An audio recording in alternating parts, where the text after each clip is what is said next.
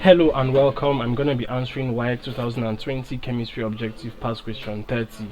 The initial volume and pressure of a given mass of gas is V and 3P. What is its pressure if its volume is increased to 2V at constant temperature? A. 3P, B. 2P, C. 3 over 2P, D. 2 over 3P. So this is Boyle's law. Boyle's law. Because in this you are dealing with volume and pressure at constant temperature. So you know that the mathematical expression for Boyle's law is P1 V1 is equal to P2 V2. It shows inverse proportionality between the volume and pressure of a mass of gas. So let's substitute the values into this formula. So our P1, which is our initial pressure, is 3P.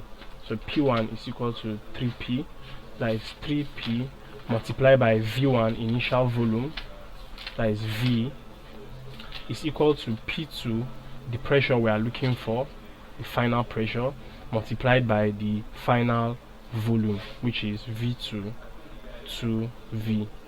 So 2V. So solving this cancels out.